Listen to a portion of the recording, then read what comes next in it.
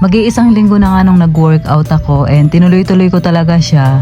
Dati nga sa gabi ko siya ginagawa pero pinalit ko nga. Ginawa ko na siyang umaga kapag kagising ko. Maganda kasi kapag umaga pa lang napaka-energy mo na and ang dami ng pawis yung nakalabas sa katawan mo. Half hour to 45 minutes nga yung ginagawa kong workout. Pasensya na kung medyo iba yung boses ko kasi tinatrangkaso ako ngayon. Sobrang katinga ng lalamunan ko. Maya-maya nga yung ubo ko pero sinubukan ko pa rin i-voice over to kung kakayanin hanggang dulo. Kapag pinagpapawisan nga ako, talagang tuwang-tuwa din ako kasi ako yung taong talagang hindi pinagpapawisan. Nakatapos nga ako ng 45 minutes ngayong araw na to and nakakatuwa kasi talagang tuloy-tuloy yung pawis ko. Pagkatapos ko nga mag-workout, niligpit ko na yung lahat ng mga ginamit ko. Yung mat na ginagamit ko, sa Daiso ko lang yan binili nung nandun pa ako sa Japan. Maganda siya kasi ang kapal niya. Nung nandun pa nga kami sa Japan, kami nila Jen at saka ni Myla, bago nga kami matulog, nag-workout muna kami kahit kalahating oras. Kasi yun na lang talaga yung way namin para maigalaw-galaw namin yung katawan namin dun. Pagkatapos kong mailigpit yung mat, nilabas ko na nga yung vacuum na sponsored sa atin ng Derma Philippines. Maraming salamat nga ulit Derma. Sa gusto nga pong mag-avail nito, ililink ko na lang po sa comment section yung item nila para ma-direct kayo sa Shopee. Check nyo na lang din sa comment section yung comment ko. Kung nga lang dito sa bahay kasi si Geraldine pumasok na sa school,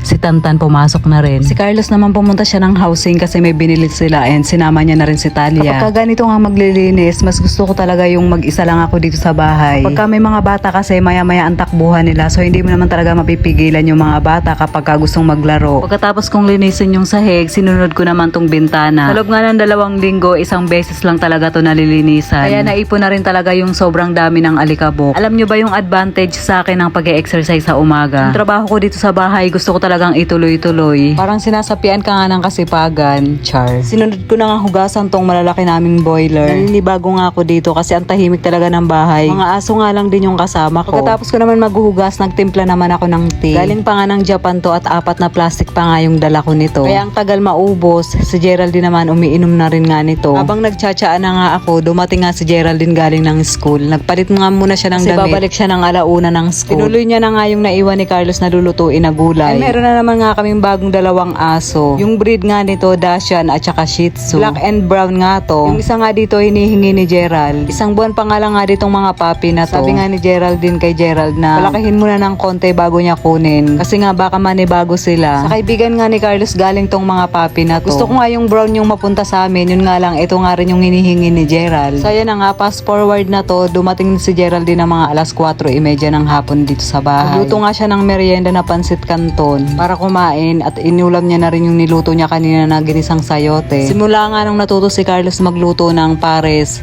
siya na rin talaga yung nagluluto nito. 5:00 na nga at paalis na nga si Carlos. Si Gerald din naman, hindi muna siya sasabay kay Carlos papunta doon sa pwesto nila. Kasi nga lalaban niya na nga muna yung uniform niya at pati na rin kay Tantan. Nagpaiwan nga ako kay Carlos ng pares para may maisabaw yung mga bata kasi nga gulay lang yung ulam namin kaninang umaga. Madami pa ngang natira hindi naman din kakain yung mga bata kapag walang sabaw. Bago nga pumunta si Geraldine sa pwesto, pinagawa ko na muna sa kanya yung listahan ng spin the wheel para nga dun sa parapol. So yan na guys, hanggang dito na lang po yung ating video for today. Maraming salamat po sa inyong panonood. Mag-iingat po kayo palagi. God bless and babush!